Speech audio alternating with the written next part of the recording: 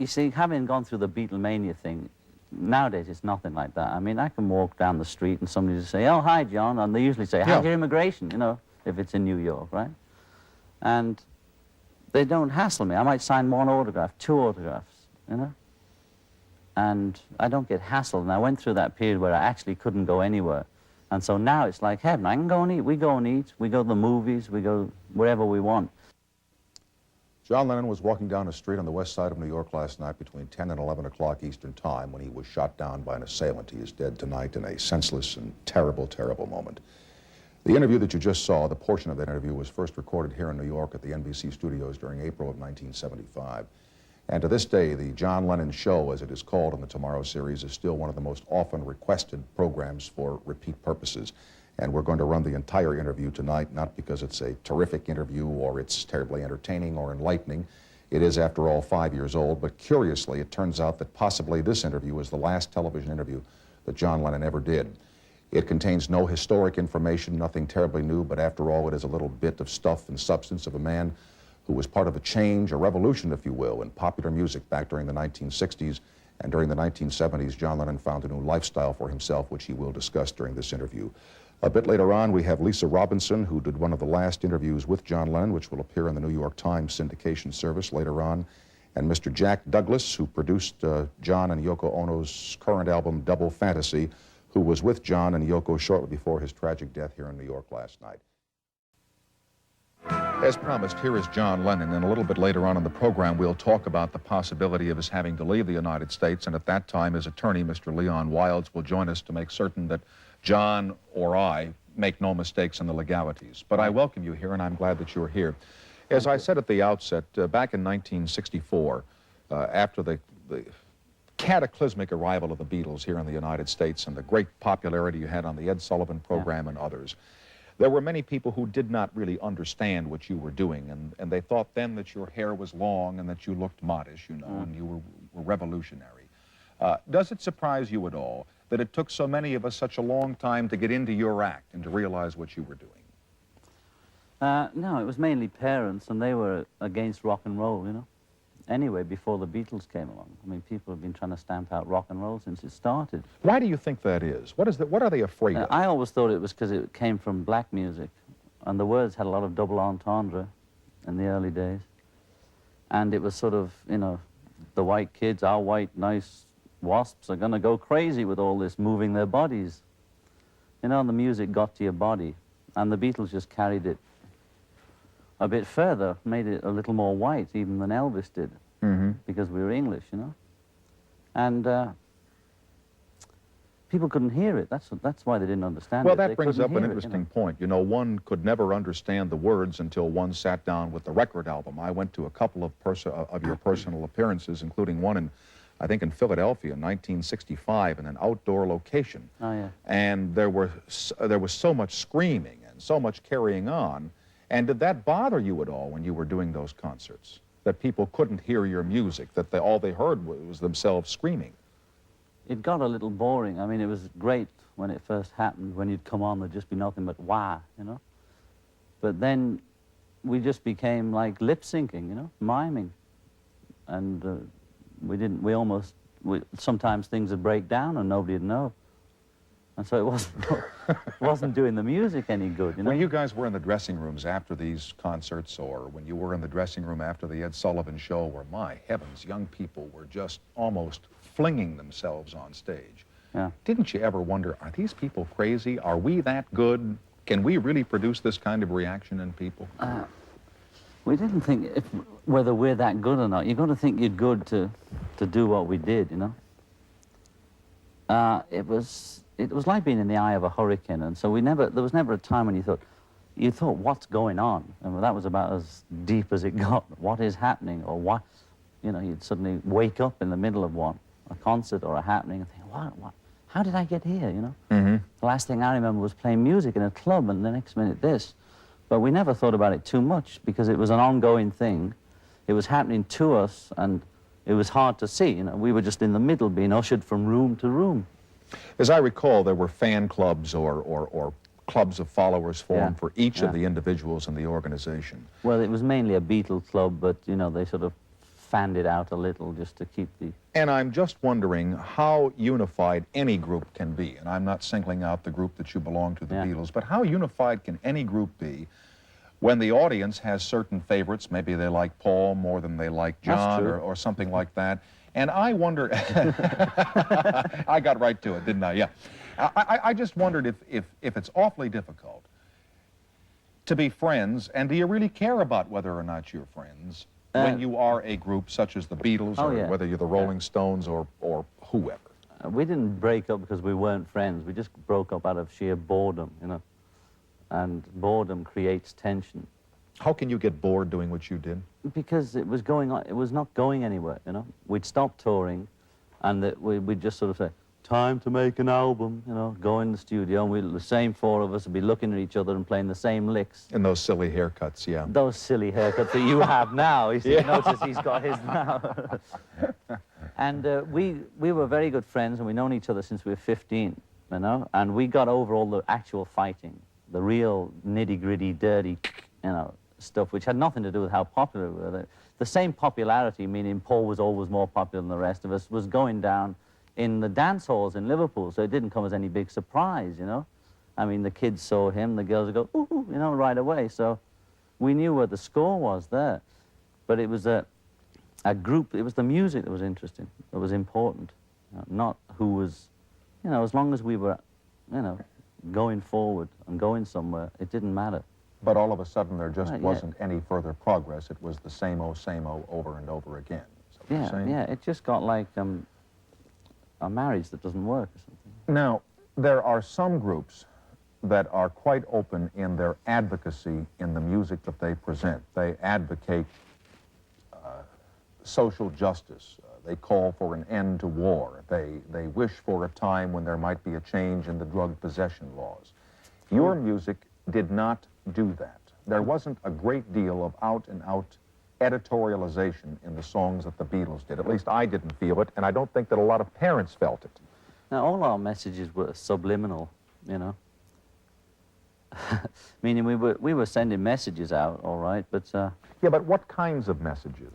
Just reporting on the state we were in, you know, looking back on it. And we made things like All You Need Is Love, you know, which is, well, that's pretty wholesome. Our version That's a pretty wholesome message, isn't it? Yeah, it's wholesome. But it was still a change in attitude. We were part of that psychedelic stuff. But which groups you talking about this advocate change? Well, you know, I really don't know them offhand, except I sat down one evening with David Crosby, and we were talking about some songs that have been done by a number of groups, and since I don't have them fixed in my memory, I shouldn't say it was the Rolling Stones, or it was this or that or the other thing. It must have been people doing Dylan songs, more likely. All right. Yeah. Are we on or what? No. Yes, we are on, but we're on back there. Did you want to turn around and wave to the people? I'd just like to know where it's coming from. All right. You're over here, and I'm over there, and we're over there. Yeah. Huh? Hi. How are you? I'm all right. Nice to be with you. Yeah, I like the set now. It's got better, you know. I watch the show all the time. Thank you. But in any event, your message was subliminal. You didn't have any axe to grind with social injustice, or did you? No, our only axe was we were the first working class singers that stayed working class and pronounced it. Didn't try and change our accents, which in England were looked down upon, probably still are. Like a Bronx accent, it's equivalent to that. You know. The only change was our image, you know, being slightly... What do you want? What do you want? Get me off the hook. Yeah, you're right. A Bronx accent, it could be a Brooklyn accent, it could be... Oh, yeah, Brooklyn was the one I meant, okay, actually. all right, fine. Just get me off the hook. Because that sounds like Liverpool. They talk like that there, duty, you know? I mean, all the stars in England before... There were a couple of sort of rock and roll stars before us, but any major star in England had to change his voice. They do it in America to get on TV and radio, right? Hi, I'm from nowhere. The one George Carlin does. Well, that goes in England, too. Do you know that I once took an audition at a station in the southern part of the United States with a young woman who wanted to do the weather forecast on the television station? And for some curious reason, a southern accent at that time was not acceptable even in the southern United States. And so she asked the engineers if they could put the filter on the microphone that took the southern accent out of all of our voices. And, of course, there is no such filter. No. And you had to be there, and then you would have realized how humorous that was at the time. Well, I laughed, didn't I? Yeah, but you laughed because you're a good guy. No, filter, I understand the business, you know, recording, filters. Look funny from the side. Do you think? Yeah. Go on. I don't think you look so. No, Look to it's the not side bad, again. it's not No, bad. it's not bad. You're just not used to seeing yourself sideways, that's what it is. Were the Beatles before the groupies, or did you have those? Oh, we had them, yes. I mean, not did you have them, but were they They didn't around? call them... Well, did you have them? I guess They that's were a great, Tom. They were Huh? great. They didn't call them groupies then. I forgot what we used to call them. Something like slags, you know. Slags. So there's some word they had in England for it. And, yeah, I mean, one of the main reasons to get on stage is it's the quickest way of making contact, you know. And, you know, you went to see those movies with Elvis or somebody in it when we were still in Liverpool, and you'd see everybody waiting to see him, right? And I'd be waiting there, too. And they'd all scream when he came on the screen, right? So we thought, that's a good job. That's why most musicians are on stage, actually. Why is that? To get a little, Tom, to get a little extra. What, a little extra money? Yeah, you know what it is. It is 2 o'clock, right? We're all right. No, you got to be kidding me. Is that one of the big reasons, the sexual aspects of singing? That's the reason most of these great I would say dedicated that any artists are on performers- stage, that they don't care about their music, that they're just up there for a little extra? No, but that is a good incentive for all performers. Let's not just pin down the poor musician. And it wasn't, well, you speak for yourself, John. Well, all right. I can't speak for musicians then. No, and please don't speak for those of us who toil in the television vineyard, because yes, that is the yes. farthest thing from our minds. Of course. Yes. I understand that. Now, and Got you to do say, the news as well. and then I could assume that when you say that going on the stage to perform music is one of the best ways of making contact, Yeah. that what you're saying is it's one of the best ways of making sexual contact. Hmm? Well, yes, we're not looking to have a card game. That's what it is. You know? I mean, you don't go on stage and think, that would make a nice card game. Most of the young women who follow the rock groups then were very, very young. They were in their teens. And I just wonder if ever there was a problem where an irate father or mother might have called the dressing room on occasion and said, hey, what's going on down there? And you probably said, quiet, there's a card game going on. Yes, sure. No, I mean, in the very early days when we were playing dance halls, there were just a certain type, which you call groupies now, which would be available for functions at the end of the night. Mm-hmm. And in general, most kids would just go home with their boyfriend or whatever, you know. Mm-hmm. And there was always a small group that just went for any performer. They didn't care whether it was a comedian or a man who ate glass, you know, as if it was on stage. Right, the guy who swept up after the elephants. Hey, yeah, where are you going? Right, yeah. right. And actually, the people that work for rock groups usually get more action than the actual rock group, right? I don't say right to me, because I well, don't know. You can imagine it, Tom. They auditioned. Right. They get the cream of the crop, you know. If you want to see Elvis, you got to see me first. You said earlier that it became boring to stay with that group. Why is what you're doing now not boring when that was? Because I can change musicians whenever I like. And it tends to get into a format, you know.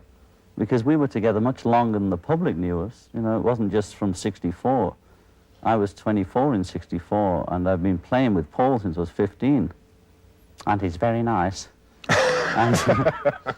and George about a year later or something. So it's a long time we spent together in all the most extraordinary circumstances, from, you know, lousy rooms to great rooms. Mm-hmm. And so it wasn't just the public just think, oh, you were only together 5 years, we've only got 5 million records, you know. But we were together a long, long time, and we just became stale musically. But how are you not stale musically now, aside from changing because musicians? I'm interacting with different musicians. To me, they're musicians. They're not just, you know, it's not like, to people, they're all stars, right? It's like having Elton John and Elvis and a few people playing, you know. To me, it isn't. It's just musicians, and to them, it's the same. So if you play with the same person all the time, you get into a rut. Even if you played tennis with the same person. It's boring. It comes to a time when you know every move, and you have to find somebody else to play with. As you listen to music today, I don't know if you listen to the radio a lot or if you listen mostly to records, but what are things that you see that you think are good or bad? Well, that's pretty general. I like the disco music that's out now, which is great music. I like the thing that happened in Jamaica called reggae. Excuse me? There's a music in Jamaica called reggae, which has been around for years under the disguise of ska, blue beats, etc., etc., but it finally formed itself into reggae. And that's about the really newest thing that's happened in music in the last 5 years or 6 years. Do you think anything new happens to music, or is it a continual series of cycles, and that maybe 100,000 years ago somebody had the same kind of beat or the same kind of whatever it is that makes it different, and that maybe the whole thing is just going in cycles, or are we in fact discovering things all the time? I think there's something to the cycle thing, but I think if you apply the cycle idea to it, that's a cycle for everything, not just music. You know? But it's snowballing either just because of electricity or because of all the garbage everybody picks up, you know, because we keep inventing things, right? So it does change, and it has cycles in a way, you know, like I think the whole whatever it is, the universe is a series of cycles. But the music has to change because they keep inventing new things, like, you know, films change, it's now video, so it's, in that way it's different. But don't you know that in about 1988 there's going to be a group come out that is going to pick right back to the sound that you guys had in the since you're 15 years old, and all kinds of critics and all kinds of writers are going to say, wow, look at this, we've got this whole new sound that's reminiscent of the Beatles back in the 60s? Well, they'll probably be playing Grutsch blobs and Zapdungas, right? You know, they'll have new instruments. And although rock and roll was brand new when it came out and excited everybody, it was sort of, it had roots in blues and jazz. So in that way, they would have their roots in the 60s, 70s, and possibly further back. But you can't say that rock and roll is like the 20s music, although if you look for it, you can find out where it came from. And you can find out where Beatles music came from, or any music came from. It's just like, it has its history. Before we get into your immigration status, and we'll bring Mr. Wilds out at that time. Hooray! Hooray! And that is a controversy for you and for Yeah. people who would want you to stay in this country. You've been involved in some other mini controversies, like the time that you were on the cover of the album without any clothes on, and like the time Yes. that you and Yoko had everybody or invited people to come into the bedroom while you were there. We held a bed in for peace, yeah. A bed in for peace, exactly. Why do you do those things? And I don't ask you that because I want to engender some flip response from you, but what does that gain for you as John Lennon, or what does it gain for the cause of peace in the case of the bed-in for you to do something like that? Yoko and I, when we got together, decided that whatever we did was going to be in the papers, you know, whether it's Richard or Liz or so-and-so gets married, or whatever people like us do, is going to be in the papers. So we decided to utilize the space we would occupy anyway by getting married with a commercial for peace and also a theatrical event. And the theatrical event we came up with, which utilized the least energy with the maximum effect, was to work from bed. And what we virtually had was a 7-day press conference in bed, where the press fought. The first day they fought at the door to get in, thinking there was something, you know, sexy going on. And then they Licentious. found, that was the word I was looking for. And they found two people talking about peace, you know. And reporters always have 5 minutes with you, or 10 minutes with you. We let them ask anything for as long as they wanted for 7 days. And all the time we just kept plugging peace. And the story that came out was John and Yoko do bed in for peace. And we were just promoting peace, like you promote any product. You know, they promote war, join the Marines, join this. We were promoting peace. The Naked album cover was less general than that, meaning we didn't have. That was one of the first things we did. We thought, you know, we felt like two virgins. That's what the album was called, because we were in love, just met, and we were trying to make something.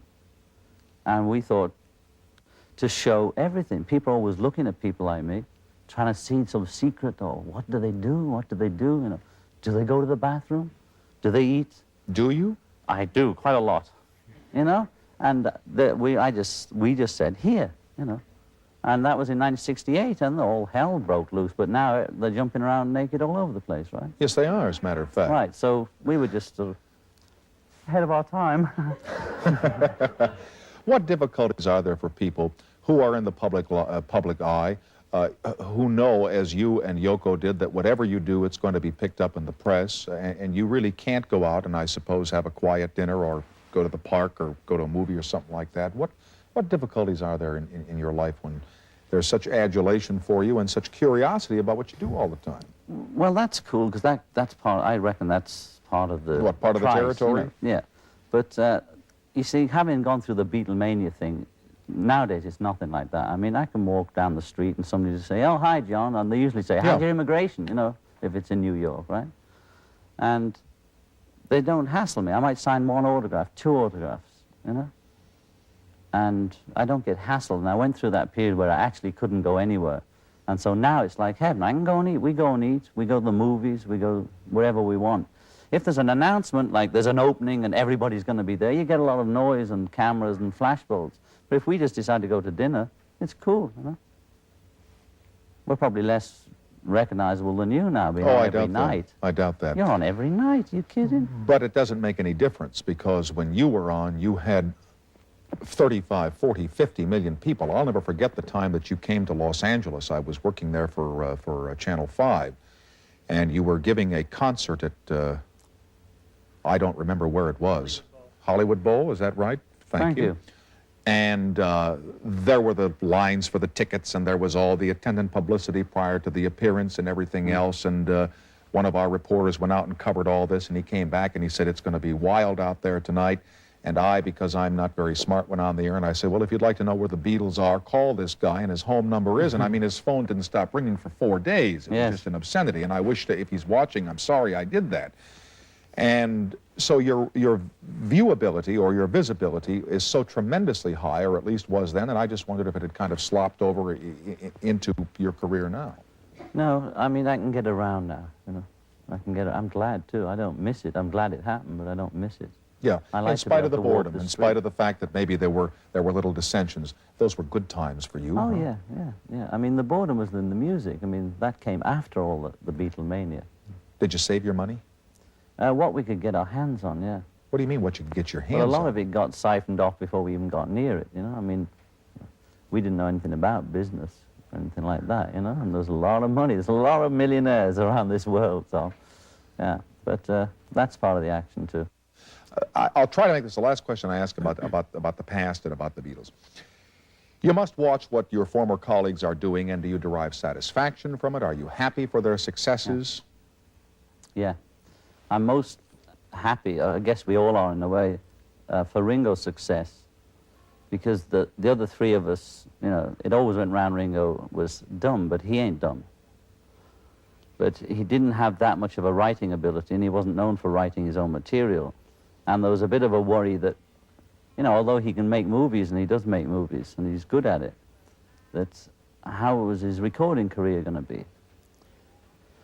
And in general, it's probably better than mine, actually, so he's doing all right. And what's amazing is that he's done it with some songs that were popular when you and I were both teenagers in this country. A lot of You're 16 and things like that, stuff that, yeah. Oh, My, My? Well, I think he wrote that. Is that an oldie? Only You? Oh, Only You. I suggested that for him. You did? Yeah. Now, why is it that those songs done by Ringo Starr achieved this popularity when they were popular 20 years ago? Because a good song is a good song. Okay. You know, and you can jazz it up or do it with whatever rhythm you like. But if the song is there, it stands. When musical groups become successful, or musicians, or really when anybody in the public eye becomes successful, immediately there are rumors about their personal lives, and I suppose the fact that some people are caught in the possession of certain unlawful substances like marijuana or cocaine or LSD or speed. A lot of people say that's all they do. They smoke a lot of grass, they eat a lot of LSD, they're all acid heads, and they're all all rocked out. How much of it is there going on in truth? I wouldn't know, you know. I mean, what do I know? Come on, John. Come on. I know as much as you. Come on. In Well, truth, how much of it goes on where? You know, it depends where. Well, in your little coterie of friends. My friends are as clean as a whistle. I'm sure they are, as a hound's tooth, in the words of General Eisenhower. But I'd say there was as much dope in the music business as there is in virtually any other business now. That dope is so out in the open that you can go anywhere and it's there. So there's no sort of underground movement of people taking dope, you know. The most extraordinary straight people are taking dope, including cocaine. It's available anywhere at any time. and it's all over the place. If you want it, you can have it. You know? And it's no more predominant or prevalent in your industry than it is in insurance, in retailing, and in selling tires. Is that what you're saying? I think you'll find a lot of middle-class people in their mid-30s who grew up in the 60s have marijuana and now cocaine around like you'd have a glass of wine. You know, I'm not saying it's good, you know, and cocaine's not too good for you at all, you know, but I'm saying that it's there, and a lot of perfectly, quotes, ordinary people use it. If you were to be approached by the National Council on Drug Addiction, or Yeah, whatever the name yeah. of the agency is, to make one of those little films that run on television, you'd say, hi, I'm John Lennon, and I like to tell all young people that dope is a bummer and cocaine is bad. Would you do that? I mean, do you believe that strongly in that? It would depend how the advert was made, you know, because you can't bull blank the kids, because they know more about dope than I do now. There's drugs on the market that I don't even know what they are, you know. And so if it was done the way I would like to do it, I How might would you like to do it? I'd have to think about it, have to talk to whoever asked me to do it, you know. I mean, it's no good me saying, hey, dope is bad, don't do it, you know. They say, what, so what, who are you? You know. Well, you have a certain following among young Yeah, people, but and they people- might listen to you, whereas they would not listen to Yasha Heifetz, you know what I mean? Yeah, but people, there's an illusion that just because somebody buys your record that they're going to do what you tell them. It doesn't work that way.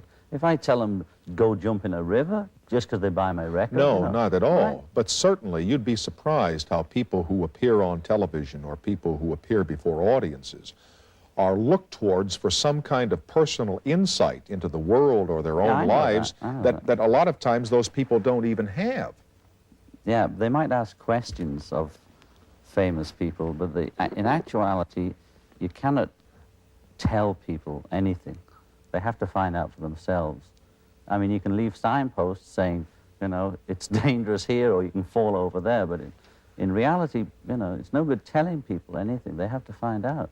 What part did drugs play in leading to the present circumstance in which you find yourself? And I think we can tell that part, and then we'll bring Leon Wiles. Mr. Wilds out, and he will be here for the discussion of your immigration procedure. In the late 60s, there was a headhunting cop who was not very high up in the drug department in London, which was pretty new anyway. They had 2 dogs for the whole department. And he went round and bust every pop star he could get his hands on, and he got famous. And some of the pop stars had dope in the house, and some of them didn't. It didn't matter to him. He planted it or did whatever. Later on, that's what he did to me, because at that time I didn't have any drugs. And He planted yeah, something in your house. He planted dope. marijuana in your Yeah, house, didn't now he? Or you say he did. Yeah, I mean, I say he did. I know. Well, he I did. have to say that Yeah, because okay. I wasn't there. Well, and I he's don't not know. going to get us. We're in America, Okay. all right? He's in jail now, by the way, because he later got to be top dog, and he had a big drug scandal thing going, like the one that was going over here, the big investigation in the New York police when I was first here, the one, the Serpico thing. Well, we had a little one in England, which happened after I left, and he was caught in Australia trying to escape. You know, the English always run to Australia thinking they're going to vanish there. You know? So he was caught, and I didn't think Can't about... vanish in Australia. Everybody knows it's down there. Yeah, but they always have the illusion if you go to Australia, you get away with it. You know? Sure. And I at the time didn't even think I was bust. And to cut a long story, that he planted me. To cut a long story short, I'd just moved into an apartment, and I'd had everything moved from my other apartment. It was all over the place. So I thought, well, maybe this is a bit of the hash that was left over, and I'd forgotten all about it. Possibly that was what happened, you know. And I just copped a plea, you know. He said, I won't get you for obstruction if you cop a plea. And I thought, oh, it's $100 or whatever, you know. It's no skin off my nose, little thinking it would reverberate. And he said, oh, you know, I'll let your missus go, you know, because they never... In England at that time, the law was, if it was in this building, Mr. NBC would be caught for it. You know, he was responsible for it, even if he wasn't living there. That was the law then. Do you mean that if an officer of the law were to come in here yeah. and they were to find an unlawful substance upon these premises, John, Yeah. that the president of this television network would be liable to arrest if that law were in effect? That was an English law at the time that's been changed. Yeah. So you better put it out. No, this is... No. Oh, come on.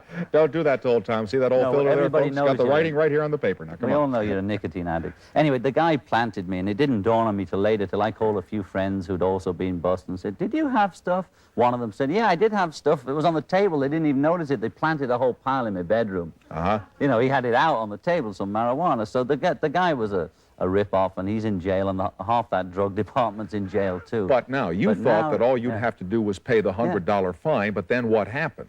Well, I did just pay the fine, you know, and that was the end of it, and it went in the papers, whoopee, and another pop star bites the dust, you know. And then I came over to America and just, with no particular decision, decided that I'd like to live here, you know. I came over for a visit or something, and I was always coming and going, and Yoko had been educated here, and she was always going on at me about New York, you know, and she finally showed it me and walked me around. And I fell in love with it, and we thought, get an apartment instead of staying in a hotel all the time. Surely. So the next minute we thought, hey, well, let's stay, you know, isn't it great? So we also had other complications going on. The show isn't long enough for it, about her ex-husband running away with her daughter, and there was court cases in Houston, the U.S. Virgin Islands, and we had to keep applying for these visas, and after you bust, it's suggested that you don't apply for 9 months, you know, and people now have problems getting in. Mick Jagger, Stones, lots of musicians, Paul, lots of people they have to sort of do a lot of ritual to get in before they can come and go. So we tried to say, look, we have this big case, we need to come in, and there was always a hassle and a hassle and a hassle, and then they started trying to throw me out. All right, so we're at the point now where it might be helpful to have Mr. Wilds, your attorney, present, just so that nothing is said that might prejudice. Well, it's really in case you have a question that I can't answer. You know, they ask me what's happening with you, and I say, well, there's some paper went to some senator that called, and I don't know who All they right, are. fine. You were told it might be a good idea to wait for 9 months before applying for citizenship? No, this was after the bust in England, before applying to visit the United States, that it would be a cool idea. That's sort of, you know, it would be a cool idea. What is your status in the country right now? That's why Leon's here. What am I, Leon? Well, John was charged with being deportable in the United States for being an overstay by a very interesting turn of events. The district director of the New York Immigration Service charged him with being an overstay after he gave him a 2-week extension of his time. And in the middle of that 2-week period, he was here on visa, right? And he overstayed? Is that the position? He had originally come in as a visitor, and he had had a number of extensions. And then finally, the Immigration Service gave him a 2-week extension. And right in the midst of that 2-week final extension, they revoked the period that they had given him, and they declared that he had been here as an overstay for the week that he had been here with their authorization. And thus the Immigration Service created the very status that they charged him with being deportable for. We fought that deportation case, and a decision was finally rendered after about a year that he was, in fact, an overstay. Now, the essential problem in the deportation case and what lies beneath the surface is that the only way one can get out of it is either to ask permission to leave this country voluntarily and get out, which John was not prepared to do, or to apply for permanent resident status. And the law prescribes that any person who had ever been convicted of any offense, no matter how small, relating to the possession of marijuana, at any time in his lifetime and under any circumstances, cannot obtain residence. And so that what was happening when the government did this little routine of revoking his stay and charging him with being an overstay, they were locking him actually into a position where the only application he could make was one which they were pretty sure he could never succeed in. Which was? Pardon? The application that he would make would be one that he would never succeed in. Permanent residence. Yes. All right. Now, we applied for permanent residence for John and for Yoko. We won Yoko's case, and she was granted residence, but John's case was denied. We went up on appeal before the Board of Immigration Appeals, and we lost there as well. And we are now before the United States Circuit Court of Appeals on the same issue. And basically on that case, the issue resolves itself into whether or not what happened in England amounts to possession under our law, and whether what he possessed in England was actually marijuana under our law. You see, the substance which John was convicted of possessing, he pleaded guilty, was called cannabis resin. That's a generic term, and it includes a number of substances. We had one of the top experts in the United States, a psychiatrist at Harvard Medical School, testify, and he gave the only expert testimony. And his testimony was that cannabis resin is not marijuana, and marijuana is not cannabis resin. Yet the Immigration Service came to the conclusion that it was marijuana. And finally, with respect to the possession aspect, our law in the United States is very clear with respect to possession. You cannot be convicted in this country for possessing an illicit substance unless it is clear that you had a knowledge as to the illicit nature of the substance that you had. Mm-hmm. In England, at the time of John's conviction, a law existed which had been uniformly criticized throughout the world and which was later repealed. And it provided that the government did not have to prove that you knew the nature of the substance whatsoever.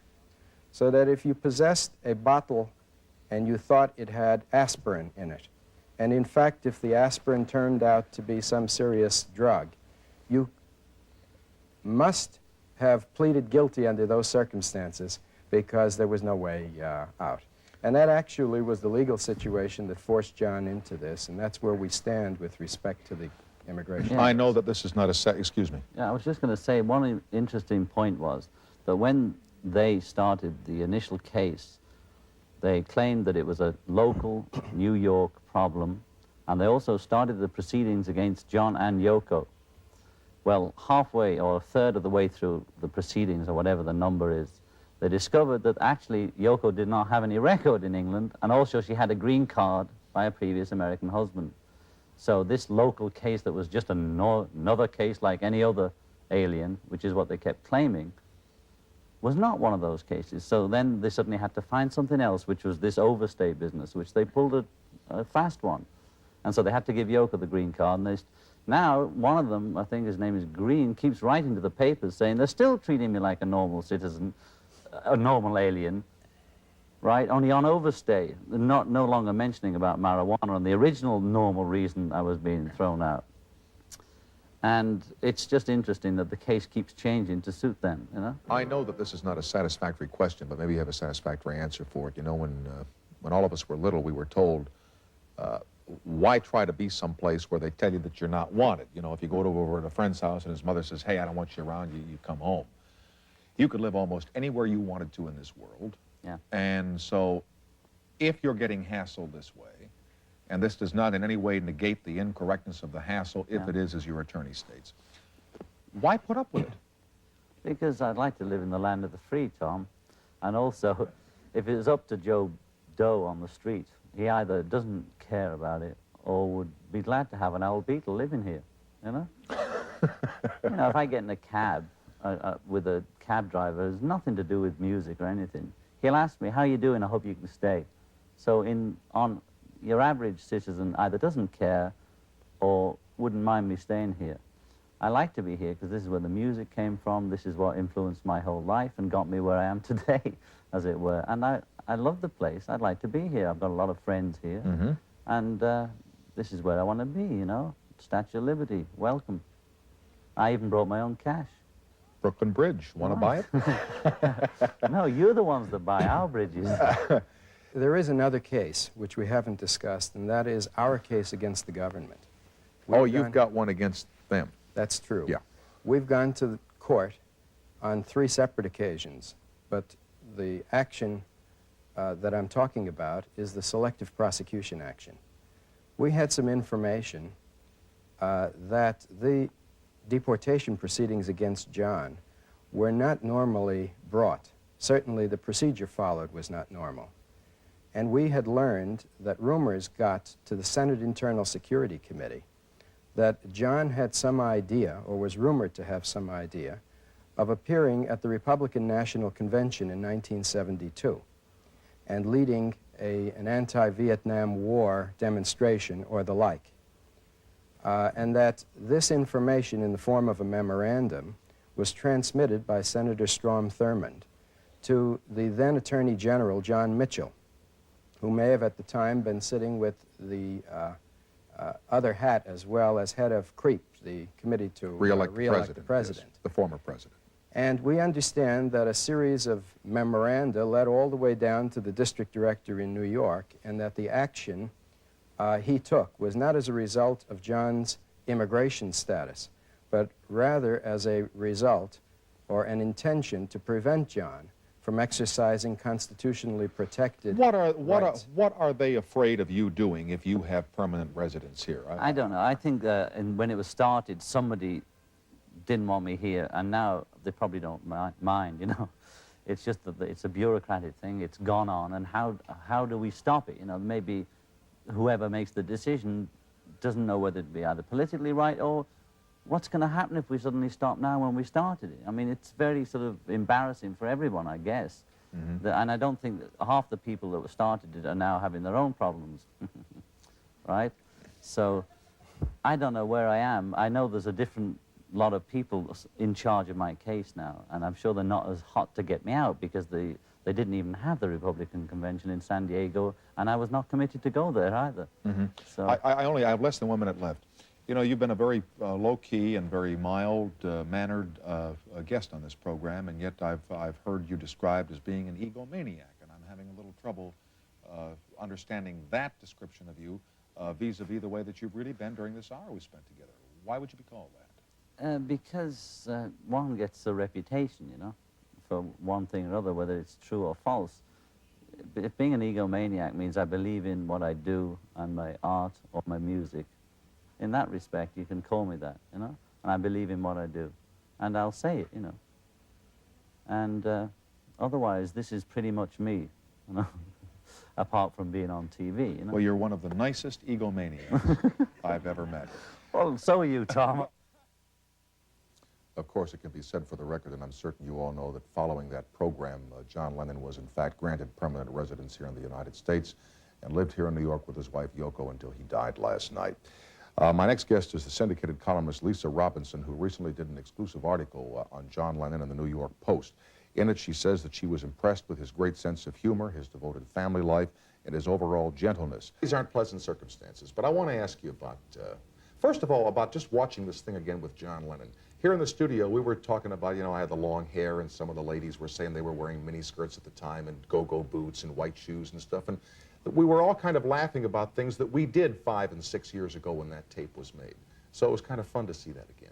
And well, that was right around the time when John also sort of started to stay home. And he didn't disappear, really. He was very much with his family for 5 years. And he looked quite different than the way he was going through a long looked. hair period, too, at the time. Yeah. He was almost... Although not a leisure suit period. Well, they made me wear those then, sad to say. He was kind of like a house husband there for yes, that's what he 5 said. years, huh? The last time that we spoke, he said that he was, in fact, a house husband, and that the most important thing for him was to be with his family, to be with Yoko, and to be with his 5-year-old son, Sean. And he said, you know, people are angry at me because I'm not working, because I'm not making records, but that's, why should they be angry? Because I'm doing what I want to do. He said, I've been famous for 12 to 15 years. There's been incredible pressure. I don't want to just keep churning out the same stuff just because I can do it well, just because I'm a craftsman. And he felt that the time had come for him to get to know his son, because he felt he had missed out on that with his first child, who's now, I think, 17, his first son, Julian. And he really wanted to stay home. He always said he liked hanging around the house anyway, that writing songs was hanging around the house, except instead of writing songs, now he was writing menus. And I said to him, well, what did you do every day? He said, well, I got up and I would make breakfast. And breakfast was a big deal. and I would make something for Yoko, and if she would wake up and she'd be in a funk and she'd have a bad day ahead of her with business, because Yoko self-admittedly handled the family business, which you can imagine was extensive in But their then case. she did it all the contractual... She's an amazing businesswoman, very strong woman, really. And so she took care of the family business, and he took care of the house, and he did the breakfast. Then he might take a nap, listen to a little music, he told me, maybe go for a walk. Why music? He said he just wasn't interested in really what was happening with rock and roll. He canceled all his subscriptions to the trade publications. He didn't want to go to the clubs. He felt he'd done it. He'd seen it. He knew what it all was. And he just wanted to be with his family and just sort of find out a little bit more about himself in a very introverted way. He'd been on this crazy ride for so long. I mean, you just can't imagine the whole... Both John and Yoko referred to the 60s as an orgy, which I'm sure for the Beatles it probably was. And then in the 70s, they were aware of the breakdown of the family system, particularly in this country to some degree, and they were very concerned with keeping their family intact. And it was a role reversal of a sorts. I don't think there was one day really where they sat down and said, okay, you take care of the child, I'm gonna take care of the business. Yeah. But it might have evolved into something very close to that, because Yoko even said, I carried the child for 9 months, now it's your turn. And Yoko, anybody who knows them, knows that she had a profound influence on his life, deeply profound influence on his life. She was an inspiration to him. Influence? He told me that he would have been completely insane had it not been for her. In fact, for a period of time when they separated in the early 1970s, and he went to California, and he told me he acted like a total lunatic, and she completely saved him. What did happen last night? Have you been able to piece anything together as to what happened? There was one story that the suspect in the case had been hassling John for days and bothering him for autographs, and there was another story that he hadn't been. Have you been able to piece anything together as to what went on? Well, I don't know. All I know is what I just heard on the news, which is I think they said that he had come here specifically, I don't know what's the right thing to say here, but one of the news reports was that he had come a few days ago from Hawaii, I believe, and had hung around the Dakota. See, this is the problem, you know. People hang around. People have been hanging around trying to see John Lennon for years. In England, when they had that building on Savile Row, Apple, girls hung around that building day and night for months. And I've never been over to the Dakota without there have been a few people sort of hanging around. And when they were recording this year in the recording studio, there were people hanging around. And how do you know? All people who perform or are visible are subject to people hanging around. And I just wonder in the minds of some famous people tonight if there isn't a little concern about how easy it is to be hung around. Yeah. You know what I'm saying? Well, Personal security. Yeah. Some people have bodyguards, you know, and some people, I guess like John, just felt that he didn't want to live that way anymore. I mean, the great ironic tragedy about this is that he practically stayed home for 5 years and came out this year to make music. And, you know, last night, I mean, I just still can't believe it. But last night when Yoko and John were coming home, they were coming home from the recording studio where I believe they were remixing some of Yoko's songs.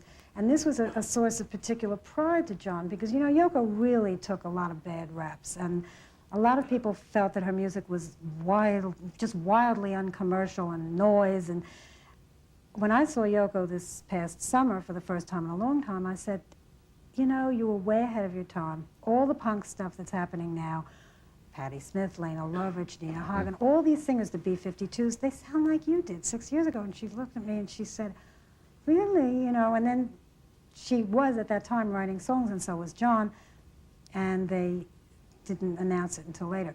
But what I was going to say was that they went out to make music now, and I think that they were possibly thinking of performing live or doing something, whether having a concert or not a tour. John told me he didn't want to do 40 cities in 6 weeks. He'd had that.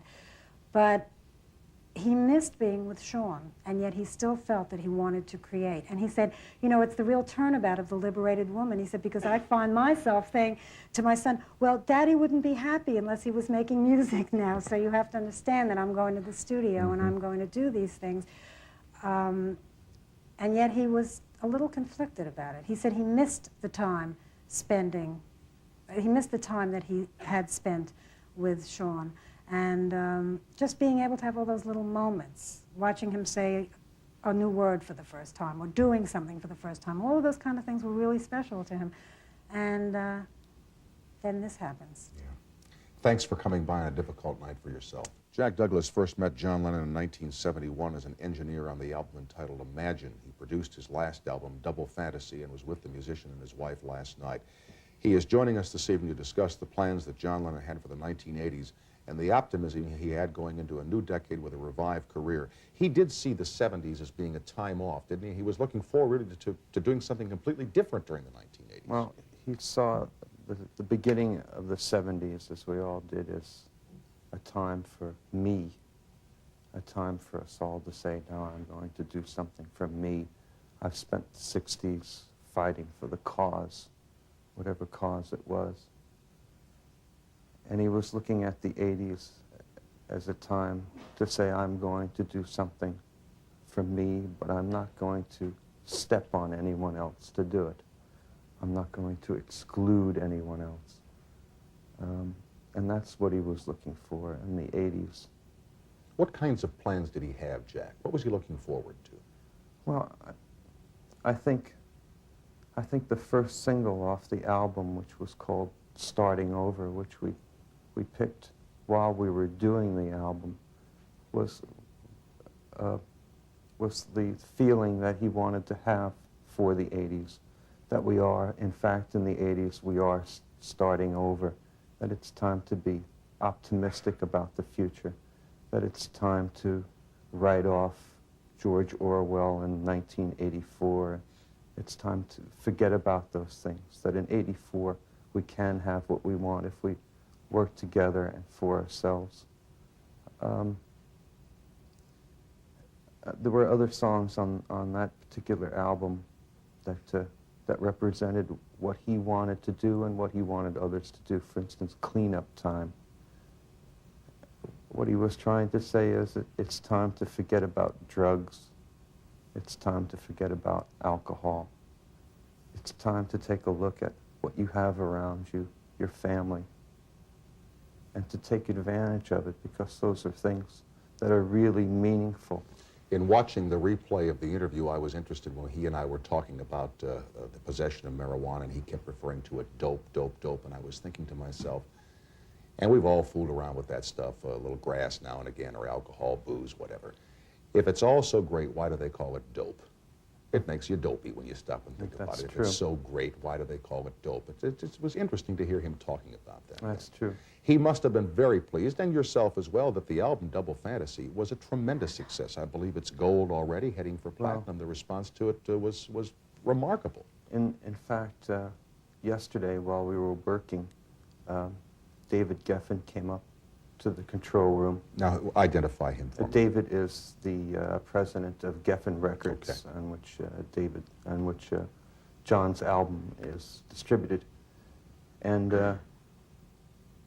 he came up and he said, "Well, congratulations, boys! 2 weeks out, and your album is gold and quickly headed for platinum, and the single is going to #1." And John was just thrilled. I mean, he's been there many times before, but after 5 years, he just jumped up and down like a kid. He was. During the production of the album, was there any negative anticipation? Gee, we've been away for 5 years. Maybe it won't be so successful so absolutely. quickly? Jitters, really. John was definitely one to play himself down. He didn't consider himself John Lennon superstar, but more John Lennon artist, hoping that other people would understand what he was trying to say. He didn't take it for granted that people would just go out and buy his records. He hoped they would. But But when it was starting to happen, the way it was, he was just thrilled. He was like a kid. He was very happy. And on top of that, yesterday, we had just finished mixing a new tune for Yoko.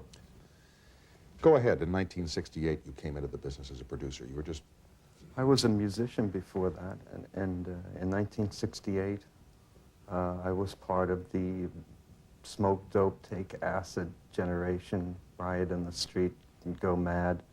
And I was listening to that White Album, and I said, by God, what I really want to do is produce records.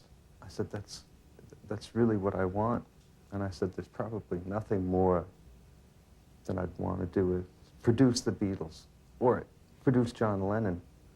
And then after a lot of hard work, being janitor in a studio and finally becoming an engineer and working with John in '71, there was an immediate communication, almost the kind of communication that a fan feels when he listens to a Beatle record. It was there. It was there when I met him. There was an instant warmth, and we became very close. And then I started working with Yoko. Now, previous to that, the engineers who were working with Yoko were running out of the control room when she was starting to work. But I understood what she was trying to do, and it was appreciated by both John and Yoko. And we did a lot of work together. And after the 5 years, I was coming back from Los Angeles, and I got a telephone call from Yoko, and she said, John and I want to go back, and we'd like you to produce. And my first reaction was, hallelujah, but not because I was producing the album, but because he was going back to work. Yeah. And I think after I hung up the phone, I realized, oh, they've asked me to do it. I mean, that's truly amazing. How did you get through the night last night, young man? I didn't get through the night, really. After returning from the hospital, I went for a walk all the way down to Grand Central Station. I live uptown, and I hung around Grand Central Station for a while, and tried to make sense out of a completely senseless act as best I could, because I had just left him at 10:30, and we were feeling really up. We were meeting again at 10 o'clock in the morning to continue our work. We were feeling really good. The album was gold. It was on its way to platinum. Yoko was receiving the kind of press that we had prayed for, and that was making John very happy, and everything was going well. And after it happened, I heard about 20 minutes later. Usually, because I only live 2 blocks from John, I ride uptown with them every night in the limo. But I had another session after that one, and I was in my session. I was told that John had been shot, and we just immediately went to Roosevelt Hospital, and of course it wasn't long after that we realized he was dead. And I spent the rest of the night in the streets, just trying to communicate with him in some way. There's no way that you'll ever make sense out of it, but carry the message for him, which I think he would have wanted you to do. That's what I mean, and that's why I'm here. I don't think I could be here any other way except to say that he meant the 80s to be optimistic, and that he wanted to tell everyone that it's going to be all right if we pull together. Thank you for coming here tonight. My deepest sympathies to you and to the family.